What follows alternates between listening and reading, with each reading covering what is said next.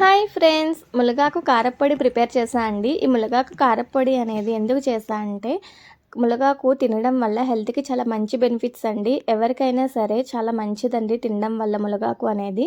ఈ మునగాకు తింటే అనారోగ్యాలకి గురవ్వకుండా ఉంటామండి. సో, డైలీ కన్జ్యూమ్ చేస్తే చాలా మంచిది హెల్త్‌కి అని చెప్పేసి, ఇలా పౌడర్ కింద చేస్తే డైలీ రైస్‌లో తినొచ్చు కదా అన్న ఉద్దేశంతో నేనైతే మునగాకు కారప్పొడి ప్రిపేర్ చేశానండి.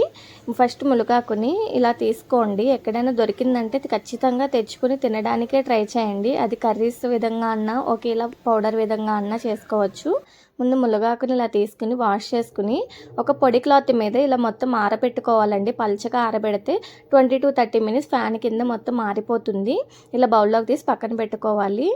తర్వాత కడాయి పెట్టుకుని, మందపాటి కడాయి అయితే బాగుంటుందండి. ఫ్రై చేయాలి కదా, ఇలా మునగాకును వేసేసుకుని మొత్తం ఫ్రై చేయాలండి. మునగాకుని కొంచెం టైం పడుతుంది, అయినా సరే మంచిగా ఫ్రై చేయండి. ఇలా ఫ్రై చేస్తే ఆకు అనేది బాగా వేగిపోవాలండి. మొత్తం కూడా అసలు మొత్తం వేగిపోవాలి, ఏం పచ్చి ఉండకుండా మొత్తం వేగిపోతే ఆకు పట్టుకుంటే పెలపల విరిగేంత వరకు వేగించాలి. తర్వాత తీసి బౌల్లో పెట్టుకోండి. ఇప్పుడు అదే కడాయిలో కరివేపాకు కూడా వేసుకుని కొంచెం ఇలా మొత్తం ఫ్రై చేసుకోండి. పట్టుకుంటే పెలపెల విరిగేంత వరకు కూడా ఫ్రై చేసేసి దీన్ని కూడా అదే బౌల్లో తీసి పక్కన పెట్టుకోండి.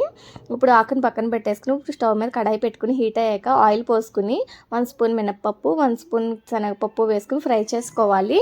ఇలా ఫ్రై చేస్తూ ఉండగా మనం కొంచెం ధనియాలు కూడా వేసుకోవాలండి. ఇందులో 1/2 కప్ ధనియాలు వేసుకుని టేస్ట్కి తగ్గట్టుగా కారంకాయ తగ్గట్టు మిరపకాయలు వేసుకోవాలండి. ఎండుమిర్చి మొత్తం వేసుకుని మొత్తం ఫ్రై చేసుకోవాలి.